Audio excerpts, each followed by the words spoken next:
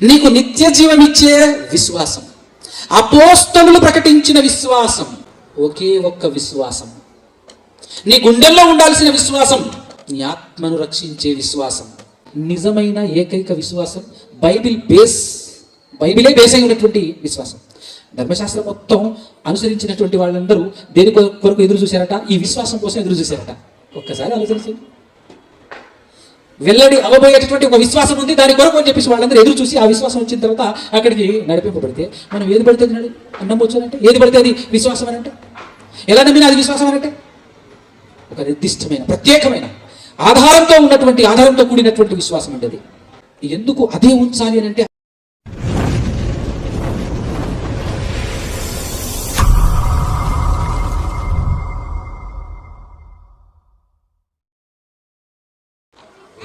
ప్రార్థన చేయబడింది కనుక మొదటగా ఈ ప్రపంచాన్ని, ఈ విశ్వాన్ని, పంచభూతాలను నిర్మించినటువంటి మన అందరి కనతండ్రి అయినటువంటి ఆ ఏకైక దేవునికి, ఆయన కుమారుడు, ఈ లోక రక్షకుడు, మన అందరి కొరకు ప్రాణం పెట్టిన యేసుక్రీస్తు ప్రభుల వారి ద్వారా పరిశుద్ధాత్మ సహాయముతోనే స్తుతి స్తోత్రాలు, కృతజ్ఞత స్తుతులు చెల్లించుచున్నాను. అదేవిధముగా ఆయన మాటలు విన్నటువంటి మాటలను హృదయంలో పదిలపరుచుకొని వాటి ప్రకారంగా బ్రతికి మరి మన జన్మకున్నటువంటి పరమార్థాన్ని సార్థకం చేసుకోవాలి అనే ఆలోచన, ఆశ కలిగి వచ్చి కూర్చొని వింటున్నటువంటి మీ అందరికీ కూడా క్రీస్తు పేరిటనే నాకు శుభములు, వందనాలు తెలియజేస్తూ ఉన్నాను. ఈరోజు మన ముందు ఇవ్వబడినటువంటి టాపిక్ దాదాపుగా మీ అందరికీ గుర్తుండే ఉంటుంది. నీ విశ్వాసములో నిత్య జీవం ఉందా? మొదటగా మన విశ్వాసములో నిత్య జీవం ఉందా అనేటటువంటి విషయం దగ్గరికి మనం వెళ్ళకంటే ముందు ఈరోజు తెలుసుకోవాల్సినటువంటి ఒక చిన్ని ప్రాముఖ్యమైనటువంటి విషయాన్ని మీ ముందుంచేటటువంటి ప్రయత్నం చేస్తాను ప్రియులారా. ఏంటిదనంటే, ఈ భూమి పైన మనుషులముగా పుట్టినటువంటి మనమందరము ఎవరి కొరకు బ్రతకాలి, ఎందుకు బ్రతకాలి అనేటటువంటి ప్రశ్నలు దాదాపుగా మనం ఎప్పుడూ కూడా వేసుకోకుండా పుట్టాము కాబట్టి బ్రతకాలి అనేటటువంటి ఆలోచనతో బ్రతుకుతూ సాగిపోతా ఉన్నాం. జనరల్గా మనమందరము పుట్టిన తర్వాత మన జీవితం ఎండ్ అయ్యేది చావుతో. పుట్టినప్పటి నుంచి చనిపోయేంత వరకు మన ప్రయాస, మన ప్రయత్నం, అసలు మనం ఏ విధంగా బ్రతుకుతున్నాము అని ఆలోచిస్తే కేవలం తిండి కోసం మాత్రమే బ్రతుకుతున్నాము అనేటటువంటి వాస్తవం బయటపడుతుంది మనం జాగ్రత్తగా ఆలోచిస్తే. ఎందుకనంటే మనం చేసే ప్రతి పని వెనకాల ఒక రీజన్, ఒకే ఒక్క రీజన్ ఏంటిదనంటే తిండే. లోకంలో మనం మాట్లాడుకుంటాం కోటి విద్యలు కూటి కోసం అని చెప్పేసి. కోటి విద్యలు అని అన్నప్పుడు ఇక అందులో లేని విద్య అంటే ఏమీ లేదు. ఈరోజు ప్రపంచవ్యాప్తంగా మనమందరము, మన తెలుగు రాష్ట్రాలు లేదా మన భారతదేశం అని కాకుండా ప్రపంచంలో ఉన్నటువంటి అన్ని దేశాలలో బ్రతుకుతున్నటువంటి మనుషులందరూ కూడా వాళ్ళు వాళ్ళ జీవితంలో ఎలాంటి పని ఎంచుకున్నా, ఏ విధమైనటువంటి పని వాళ్ళు చేస్తూ ఉన్నప్పటికీ కూడా ప్రతి పని వెనకాల కనబడేటటువంటి రీజన్ తిండి మాత్రమే. దాని కొరకే ఈరోజు మనిషి ప్రయాసపడుతున్నాడు, ప్రయత్నం చేస్తున్నాడు. అలా బ్రతుకుతూ ఉన్నప్పుడు మరి దేవుని అవసరత ఏముంది? దేవుణ్ణి జ్ఞాపకం ఎప్పుడు చేసుకుంటారు? దేవుని గురించి ఎప్పుడు ఆలోచన చేయాలి అని అన్నప్పుడు, ఎప్పుడైతే కడుపుకు తిండి దొరకదో అప్పుడు దేవుడా అంటాం. ప్రతి మనిషి కడుపుకు భోజనం దొరకనప్పుడు దేవుడు సహాయం చేసి నన్ను బ్రతికించగలడు, బ్రతికిస్తాడేమో అని చెప్పేసి అప్పుడు దేవుని వైపు, దేవుని గురించి ఆలోచించే ప్రయత్నం చేస్తాడు ఈ మనిషి.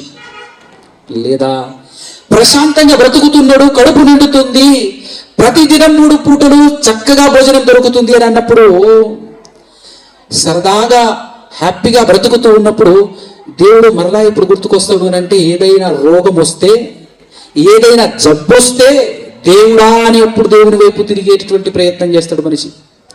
లేదంటే మనకు తెలుసు అవసరతలు, వన్ వర్డ్లో చెప్పొచ్చు, ఒక మాటలో చెప్పొచ్చు, అవసరతలు. పెళ్లి చేసుకున్నాం కానీ చాలా సంవత్సరాల నుంచి పిల్లలు పుట్టట్లేదు అని అన్నప్పుడు అప్పుడు ఆలోచిస్తాడు. ఇదంతా నేను ఎందుకు చెప్తున్నాను అంటే, దాదాపుగా ఇక్కడ కూర్చున్నటువంటి వారిలో క్రైస్తవులుగా మీరు బ్రతుకుతుండొచ్చు, క్రైస్తవులముగా బ్రతుకుతూ ఉండొచ్చు గాక. కానీ మన తాతల ముత్తాతల కాడి నుంచి లేము ఇక్కడ. మనం ఈ స్టేటస్లో, ఈ స్థితిలో లేము. మనమందరము జనరల్గా మనుషులు భూమి మీద బ్రతుకుతూ ఉన్నప్పుడు బ్రతకటానికి తిండి దొరికితే చాలు. ఆ తిండి దొరకనప్పుడు, లేదా ఏదైనా సమస్య వచ్చినప్పుడు, రోగం వచ్చినప్పుడు, లేకపోతే పెళ్లి చేసుకున్న తర్వాత పిల్లలు పుట్టినప్పుడు గుర్తుకొచ్చేది దేవుడు. ఆ విధంగా ఇప్పటికీ కూడా మనకు తెలుసు లోకంలో చాలా మంది బ్రతుకుతున్నారు. ఇదే విధానంలో లోకంలో చాలా మంది బ్రతుకుతున్నారు. కేవలం పుట్టాము కాబట్టి చచ్చిపోయేంత వరకు హ్యాపీగా, ప్రశాంతంగా, లగ్జరీగా బ్రతకాలి అనేటటువంటి ఆలోచనతో కష్టపడుతుంటాడు, ప్రయాసపడుతుంటాడు. అలా బ్రతికి పుట్టినప్పటి నుంచి చచ్చిపోయేంత వరకు తింటూ ఉంటాడు. పని చేయటం, తినటం, పని చేయటం, తినటం, పని చేయటం, తినటం. ఎందుకు పని చేస్తున్నావంటే తినటానికి. తిండి ఎవరు పెడతారని. ఎందుకు తింటున్నావు అని తింటున్నప్పుడు అడిగితే మరి పని చేయాలి కదా, మరలా శక్తి రావాలి కదా అని చెప్పేసి. అంటే తినటం పని కోసం, పని చేయటం తిండి కోసం, దానికోసం ఇది, దీనికోసం అది అన్నట్టుగా చేస్తూ బ్రతుకుతూ ఉన్నారు ఇప్పటికీ చాలా మంది ఈ లోకంలో. వాళ్ళు కూడా దేవుడు, మరి వాళ్ళకి దేవుడు తెలుసా లేదా, దేవుడు ఎవరు ఏంటి అనేటటువంటి విషయం కొద్దిసేపు పక్కన పెడితే, దేవుడు అనే పాయింట్ ఇప్పుడు గుర్తుకొస్తుంది అంటే సమస్య వచ్చినప్పుడు, ఇబ్బంది వచ్చినప్పుడు, బాధ వచ్చినప్పుడు, ఫుడ్ దొరకనప్పుడు, తిండి దొరకనప్పుడు, కేవలం అలాంటి పాయింట్స్ కోసం మాత్రమే దేవుణ్ణి దగ్గరికి వచ్చినటువంటి వారం మనం. దేవుణ్ణి నమ్మేటటువంటి వారం, దేవుడు గుర్తుకొచ్చేటటువంటి వాడు ఒకప్పుడు. అంటే ఇదంతా నేను ఎందుకు చెప్పాను అంటే, ఈ టైటిల్లో విశ్వాసం అనే మాట కనబడింది చూసారా. విశ్వాసము అంటే దేవుణ్ణి నమ్మటము, దేవుని యందు విశ్వాసం, దేవుణ్ణి విశ్వసించటం అనేటటువంటి పాయింట్. ఆ దేవుణ్ణి విశ్వసించటం ఎందుకు విశ్వసించాలి దేవుణ్ణి అని అన్నప్పుడు, లోకం ఈ విధంగా ఉంది కదా. ఇప్పుడు మన దగ్గరికి వద్దాం. వీఆర్ స్పెషల్ కదా, మనం క్రైస్తవులం స్పెషల్ కదా. మరి నిజంగా మనం స్పెషల్ అయితే మనం ఎందుకు వచ్చాము ఇక్కడికి? మిమ్మల్ని మీరు, నన్ను నేను, మనమందరము ప్రశ్నించుకుందాం ఒకసారి. ఇట్లాంటి రీజన్స్ ఏనా? రోగం వచ్చిందని వచ్చామా? దేవుణ్ణి నమ్మామా? లేక తిండి దొరకట్లేదని దేవుణ్ణి నమ్మామా? పిల్లలు పుట్టట్లేదని దేవుణ్ణి నమ్మామా? పెళ్లి కావట్లేదని దేవుణ్ణి నమ్మామా? మనం దేవుడి దగ్గరికి రావడానికి రీజన్ ఏంటో ఒక్కసారి మనల్ని మనం ప్రశ్నించుకుందాం ఈరోజు, ఈ రాత్రి. ఎందుకు వచ్చి ఉంటాం? క్రైస్తవ్యం నిజంగా మనది కాదు, అవునా? మనదా? నేను దేన్ని బట్టి మాట్లాడుతున్నాను అంటే, కొంచెం మరీ డెప్త్ కాకుండా కొంచెం ముందుకెళ్తే, మన పాత తరాల దగ్గరికి వెళ్తే, ఎప్పుడో కొన్ని వేల సంవత్సరాల క్రితం మన తాత ముత్తాతలు ఆ దేవుని దగ్గర నుంచి విడిపోయిన తర్వాత అనేక విధానాలు, అనేక ధర్మాలను ఏర్పాటు చేసుకొని బ్రతుకుతున్నాం కదా. అలా బ్రతుకుతూ ఉన్నప్పుడు, అలా బ్రతుకుతూ మరలా ఇక్కడికి వచ్చాం. మనం క్రైస్తవ్యం అనే దగ్గరికి వచ్చాం. బైబిల్ పట్టాం. ఎందుకు పట్టాలి? ఎందుకు రావాలి? ఎందుకు వచ్చాం? లోకంలో వాళ్ళు ఎప్పుడైతే వాళ్లకు దేవుడు గుర్తుకొచ్చి ఎప్పుడైతే దేవుని దగ్గరికి వస్తారో అలాంటి రీజన్స్తోనే మనం వచ్చామా? అలా వస్తే వాళ్లకు మనకు తేడా, భేదం లేనప్పుడు మనం ఎందులో స్పెషల్? మనమందరము మాట్లాడుకుంటుంటాం కదా, మనం స్పెషల్ అని. లోకంలో బ్రతుకుతున్న వారు తిండి కోసము ఆరాటపడే, వాడు కూడా ఈ శరీర సంబంధమైనటువంటి వాటి కోసం, ఈ లోకం కోసం పుట్టినప్పటి నుంచి చచ్చిపోయేంత వరకు ఉండే అవసరతల కోసమే దేవుడు అని అంటే, మనము సేమ్ టు సేమ్ అదే విధానంలో ఉంటే ఇక అక్కడి నుంచి ఇక్కడికి రావాల్సిన అవసరం ఏముంది చెప్పండి కదా. ఒక్కసారి బైబిల్లో ఒక మాట చూద్దాం. కొరింథీయులకు రాసినటువంటి పత్రిక, మొదటి పత్రిక, పౌలు గారు కొరింథీయులకు ఒక లేఖ రాశాడు. అందులో 15వ అధ్యాయం 19వ వచనం ఒక్కసారి చదవండి. ఈ జీవిత కాలము మట్టుకే మనము క్రీస్తునందు నిరీక్షించు వారమైన ఎడల మనుషులందరికంటే దౌర్భాగ్యులమై ఉందుము అని బైబిలే చెప్తుంది మనకు.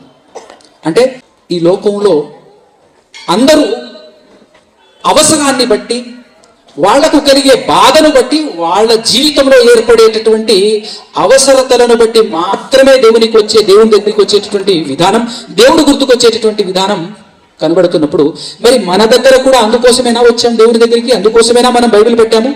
మెయిన్ పర్పస్ ఏంటో ఈరోజు మనకు అర్థం కావాలి. మెయిన్ పర్పస్ ఈరోజు క్రైస్తవ్యం దగ్గరికి రావటానికి అసలు సిసలైనటువంటి పర్పస్ ఏంటి, ఎందులో ప్రత్యేకం, ఎందులో స్పెషల్? మనం కేవలం ఈ బ్రతుకు గురించి కాదు, ఈ బ్రతుకు కోసం కాదు మనం బైబిల్ని చేతపట్టింది, క్రైస్తవ్యంలోనికి ఎంటర్ అయింది అనే ఆ విషయం, ఒక ప్రత్యేకమైనటువంటి విషయం ఉంది. అది ఎప్పుడు ఎవరు ఎక్కడ అడిగినా కూడా చెప్పగలిగేటటువంటి స్థాయిలో మనం లేకపోతే ఈరోజు మనం క్రైస్తవులముగా చెప్పుకొని కూడా వృధానే, క్రైస్తవులమని చెప్పుకొని కూడా వేస్టే, దండగే. ఎందుకు వచ్చాం మనం క్రైస్తవ్యంలోనికి? ఎందుకు వచ్చాము? ఏమంటే సమాధానం చెప్తారా? ఎందుకు వచ్చాము అని అంటే ఏం జవాబు చెప్తారు? మీరు దేవుని దగ్గరికి ఎందుకు వచ్చారు అని అన్నప్పుడు ఏం చెప్తారు? ఎవరు చెప్పరా? ఏమండి, యేసుక్రీస్తు ప్రభుల వారు 2000 సంవత్సరాల క్రితం ఈ లోకానికి వచ్చిన తర్వాతనే క్రైస్తవ్యం అనేది భూమి మీద కనబడుతుంది. అంతకుముందు ప్రపంచం యొక్క గతి స్థితి ఏంటి అని అన్నప్పుడు బైబిల్లో ఒక మాట ఓపెన్ చేసేసి అపోస్తుల కార్యములు 14వ అధ్యాయం 16వ వచనం చూడండి. ఆయన గత కాలములలో ఒక మాట వినండి జాగ్రత్తగా. భూమి ఉంది అని అంటే, ఆకాశం ఉంది అని అంటే, మనుషులు ఉన్నారు అని అంటే ఖచ్చితంగా దేవుడు అనేవాడు ఉన్నాడు. ఆ దేవుడు అనే ఆయన 2000 సంవత్సరాల క్రితం యేసుక్రీస్తును పంపిస్తే మరి అంతకుముందు ఉన్నటువంటి స్థితి ఏంటి? అంతకుముందు దేవుడు ఏం చేస్తున్నాడు అని అన్నప్పుడు దానికి సమాధానం చదవాలి. దేవుడు గత కాలములలో, అపోస్తల కార్యము 14:16, దేవుడు గత కాలములలో సమస్త జనులను తమ తమ మార్గంలో యందు నడవనిచ్చెను. ఏమిచ్చాడట? తమ తమ మార్గముల యందు నడవనిచ్చాడట. తమ తమ మార్గముల యందు నడవనిచ్చాడట అంటే అర్థం ఏంటి? ఎవరికి తోచినట్టు వారు, ఎవరికి నచ్చినట్టు వారు, ఎవరి మార్గంలో వారు, ఎవరికి ఏది అర్థమైతే అది, వాళ్లకు ఎవరికి ఏమర్థమైతే దాన్నే విశ్వసించుకుంటూ బ్రతికారు. అందుకోసమే మనం పాత నిబంధన చదివినప్పుడు పాత నిబంధనలో ఎంతమంది జనాంగాలు కనబడతారో వాళ్ళందరూ కూడా ఆదాంలో నుంచి వచ్చినటువంటి వాళ్ళే. ఒకానొక సందర్భంలో నోవాహు గారి దగ్గర నుంచి వచ్చినటువంటి వాళ్ళే. అందరూ ఆయనలో నుంచి పుట్టుకొచ్చినటువంటి వారే అయినప్పటికీ కూడా ఒక్కొక్క జనాలకు, ఒక్కొక్క జనాంగానికి ఒక్కొక్క రకమైనటువంటి దేవుళ్ళు. మోయాబీలకు ఒక దేవుడు, అమ్మోనీయులకు ఒక దేవుడు, అమోరీయులకు ఒక దేవుడు, ఈయదోనీయులకు ఇంకొక దేవుడు, అశ్షూరీయులకు ఒక దేవుడు, బబులోనీయులకు ఇంకొక దేవుడు. అలా ఒక్కొక్క జాతికి లేదంటే ఒక్కొక్క జనాంగానికి ఒక్కొక్క దేవుళ్ళు. ఎలా? అందరూ ఒక మనిషి నుంచే పుట్టుకొచ్చారు, ఆ ఒక్క మనిషిని నిర్మించిన దేవుడు ఒక్కడే అని అన్నప్పుడు ఇదంతా ఎలా వచ్చింది అని అంటే దేవుడే ఇక్కడ రాయించాడు. చూసారా? ఫస్ట్ భూమి మీద జనాలు విస్తరించాలి, ఎవరి మార్గంలో వారు నడవండి అని చెప్పేసి నడవనిచ్చాడు. అలా ఎవరికి వారు మార్గాలు ఏర్పరచుకొని ఎవరికి వారు బ్రతుకుతా ఉన్నప్పుడు దేవుడు ప్రత్యేకంగా నేనున్నాను అని ప్రపంచానికి ఒక సిగ్నల్ ఇవ్వడానికి, ఒక సింబల్ చెప్పడానికి దేవుడు ఆ అంతమందిలో నుంచి ఒక ప్రత్యేకమైనటువంటి వ్యక్తిని ఎంచుకొని అబ్రహాము ద్వారా ఇశ్రాయేలీయులు, ఆ ఇశ్రాయేలీయులకి దేవుడు ఒక నిబంధన ఇచ్చాడు, ఒక ధర్మశాస్త్రం ఇచ్చాడు. అంటే అందరితో పాటు ఒక స్పెషల్ జనాంగం కూడా ఉంది అక్కడ. ప్రపంచంలో స్పెషల్ జనాంగం ఎవరు అంటే ఇశ్రాయేలీయులు. వాళ్ళకంటూ ఒక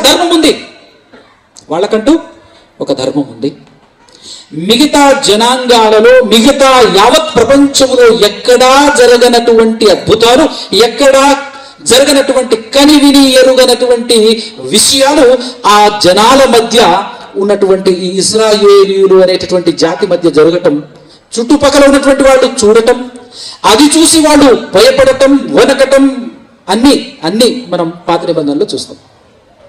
అయినప్పటికీ కూడా ఆయన మీ దేవుడు, ఈయన మా దేవుడు, ఆయన ఇంకొక దేవుడు అని చెప్పేసి ఎవరి విశ్వాసాలు వాళ్ళకున్నాయి, ఎవరి విశ్వాసంలో వాళ్ళు ఉన్నారు. కానీ ఫైనల్గా వాళ్ళందరూ విశ్వాసులే. ఈ ప్రపంచంలో బ్రతుకుతున్నటువంటి మనుషులందరూ కూడా విశ్వాసులే, ఒక్క నాస్తికుడు తప్ప. దేవుని విషయానికి వస్తే దేవుణ్ణి అందరూ నమ్ముతున్నారు, అందరూ విశ్వాసులు. ప్రపంచంలో ఉన్నటువంటి దేవుడున్నాడు అని నమ్మే ప్రతి ఒక్కడు విశ్వాసే. అయితే ఆ విశ్వాసం వల్ల, వాళ్ళు కలిగి ఉన్నటువంటి విశ్వాసం వల్ల వచ్చే లాభం ఏంటి మన పాఠం అదే. అలాంటి వాళ్ళు ప్రతి ఒక్కరూ విశ్వాసం కలిగి ఉంటే ఆ విశ్వాసం వల్ల వాళ్ళు పొందుకునే లాభం ఏంటి అని అంటే, ఇందాక చెప్పాను కదా, లోకంలో ఉన్నటువంటి వాళ్ళందరూ కూడా వాళ్ళు దేవుణ్ణి విశ్వసిస్తారు. ఎందుకు అంటే పొట్ట కోసం, శరీరం కోసం, పిల్లల కోసం, జబ్బులు బాగవటం కోసం, మంచి జరుగుతుందని, మేలు జరుగుతుందని, లేకపోతే కీడు జరగకుండా ఆపుతుందని. అంటే పుట్టినప్పటి నుంచి చచ్చిపోయేంత వరకు ఉండేటటువంటి ఈ చిన్న జీవితం అని చూశారు. ఈ జీవితంలో ఒక సెక్యూరిటీ గార్డ్ అవసరం. దాని కొరకు మాత్రమే వాళ్ళు విశ్వసించేది దేవుణ్ణి. అంతకు మించిన బలమైన నిరీక్షణ ఏదైనా ఉందా వాళ్ళ జీవితంలో అని మనం తొంగి చూస్తే ఎక్కడ కనబడదంత బలమైనటువంటిది. ఏదో జనరల్గా మాటల్లో మాట్లాడుతూ ఉండొచ్చేమో కానీ ఒక స్పెసిఫిక్ ఆధారం, బలమైన ఒక ఆధారం కనబడదు. కానీ ఎవరు చెరపలేని అద్భుతమైనటువంటి ఆధారం కలిగి ఉన్న ఏకైక విశ్వాసం, ఒక బలమైన ఆధారం కలిగినటువంటి ఏకైక విశ్వాసం ఎక్కడుంది? ఓన్లీ వరల్డ్ మొత్తంలో ఒక నిర్దిష్టమైనటువంటి ఆధారం కలిగినటువంటి విశ్వాసం, అలాంటి విశ్వాసం కలిగినటువంటి ఏకైక పుస్తకం బైబిల్, ఏకైక గ్రంథం బైబిల్ అని చెప్పచ్చు.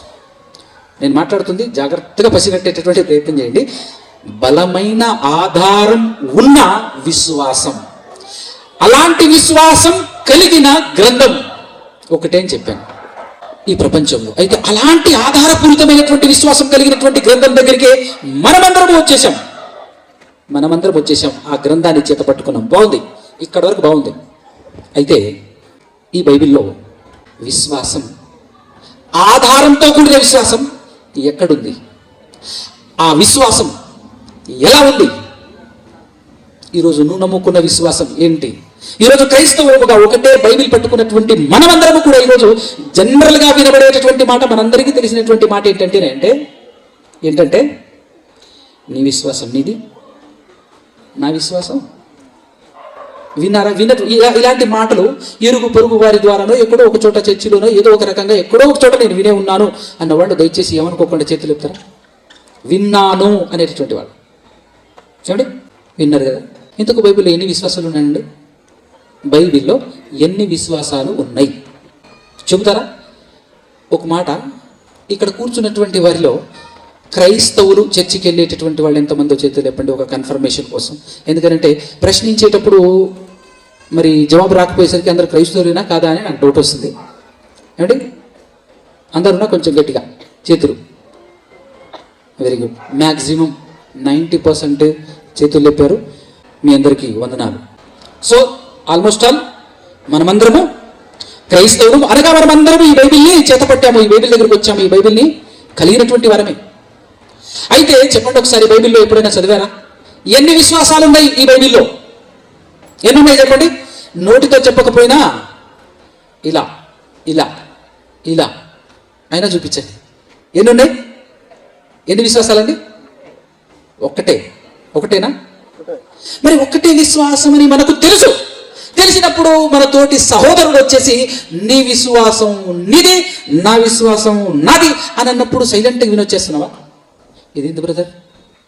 ఇదేంటి బ్రదర్ ఇలా మాట్లాడారు? మనందరికీ ఉండవలసింది ఒకటే గ్రంథం, ఒకటే విశ్వాసం కదా అనేటటువంటి మాట ఎప్పుడైనా మాట్లాడారా? ఎవడేటిపోతే మాకేంది, తిన్నానా, పడుకున్నానా, తెల్లారిందా, పని చేశానా, వెళ్ళిపోయానా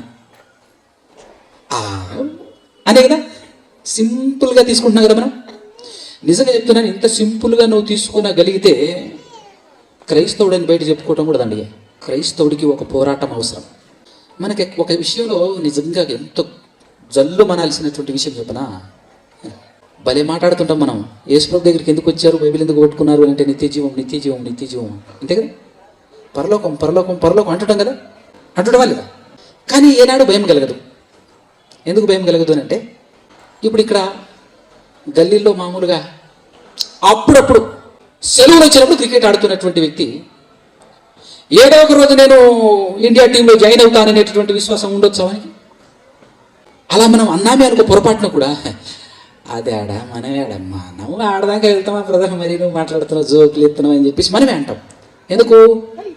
ఆయనకు తెలుసు నా స్టేటస్, నా స్థితి నేను ఆడికి వెళ్ళటం ఏంటి? ఆడికి వెళ్ళాలంటే ప్రాక్టీస్ కానీ ఆట కానీ ఏ రేంజ్లో ఉండాలి, ఏ స్థాయిలో ఉండాలో ఆయనకు తెలుసు, మనకు తెలుసు ఆట గురించి. కానీ మరి పరలోకం వెళ్ళాలంటే ఏ స్థాయిలో ఉండాలో అనేటటువంటి విషయం మాత్రం మనకు తెలియదు.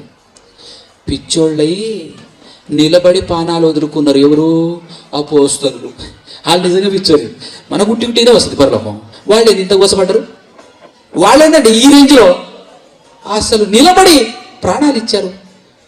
అడవుల్లోనూ సొరంగాల్లోనూ అసలు బట్టలు లేకుండా భయంకరమైనటువంటి కష్టాలు, భయంకరమైనటువంటి ఇబ్బందులు పడ్డారు వాళ్ళు. ఎందుకంటావు? వాళ్ళు పిచ్చోళ్ళు. డైరెక్ట్ మార్గం ఉంది మాకైతే. మనకు పరలోకం ఈజీ కదా? ఈజీనండి. మనకు ఆ మాత్రం భయం ఉండాలన్నా వద్దా?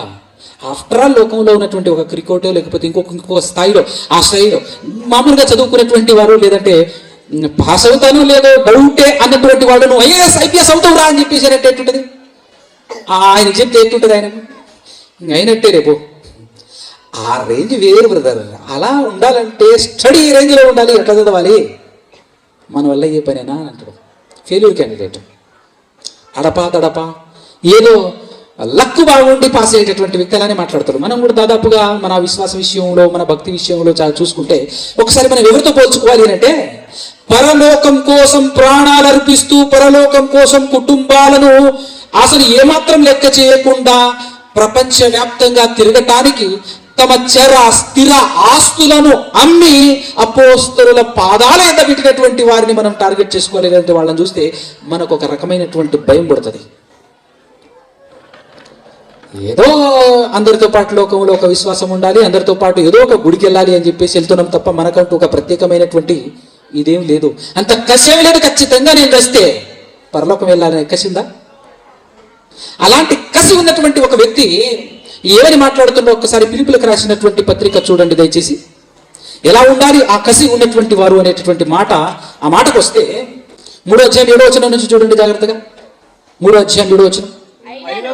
అయినను ఏవేవి నాకు లాభకరములై ఉండెనో వాటిని క్రీస్తు నిమిత్తము నష్టముగా ఎంచుకొంటిని.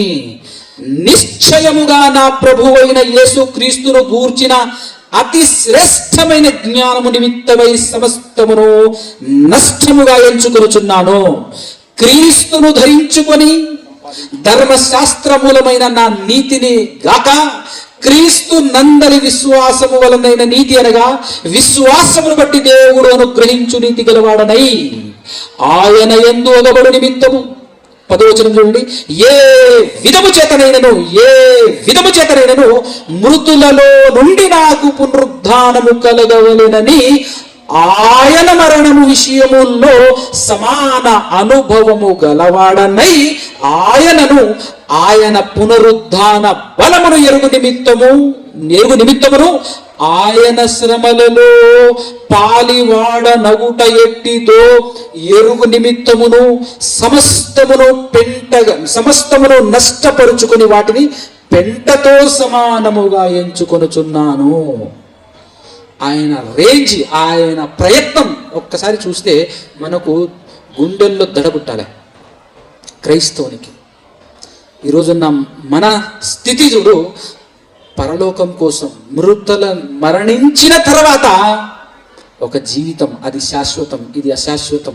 ఇది అశాశ్వతం అని చెప్పడానికి మనం ఏదో చెప్పాల్సిన అవసరం లేదు. కళ్ళ ముందే కనబడుతున్నారు పట పట పట పట పట రాలిపోతున్నటువంటి వారు. ఒక్కసారి మరణిస్తే జీవితంలో ఎన్నడూ ఇక్కడ కనబడడు, మరలా వస్తాడు అనేటటువంటి ఆలోచన కూడా లేదు. ఖచ్చితంగా ఇప్పటికీ భూమి పుట్టినప్పటి నుంచి పుట్టుకొచ్చినటువంటి మనుషులందరూ చచ్చిపోయి వెళ్ళిపోయారు, కానీ ఎప్పుడు ఎన్నడూ మరలా ఎక్కడా ఎవరికి కనబడలేదు. కాబట్టి దీన్ని బట్టి చెప్పొచ్చు ఇది అశాశ్వతం. నువ్వు ఎలా బ్రతికినా, ఎంత సంపాదించినా, ఏమి కొనుక్కున్నా, ఏమి చేసినా ఇక్కడ ఏది శాశ్వతం కాదు. నువ్వు ఇక్కడ ఎక్కువ కాలము ఉండవు, ఎప్పుడు పోతావో కూడా లేదు, గ్యారంటీ. అలాంటప్పుడు ఖచ్చితముగా తర్వాతి జీవితం కోసం, పరలోకం అనే దానికోసం, నిత్య జీవం అనే దానికోసం ఆరాటపడాలి కదా, పోరాటం చేయాలి కదా. మరి దానికోసం ఉందా మన జీవితంలో ఆరాటం కానీ, పోరాటం కానీ, ప్రయత్నం కానీ, ప్రయాస కానీ ఏమైనా ఉందా? ఏమీ లేకపోయినప్పటికీ కూడా మేము క్రైస్తవులమే, ఏమీ లేకపోయినప్పటికీ కూడా మేము విశ్వాసులమే అంతే అనే రేంజ్లో ఉన్నారా?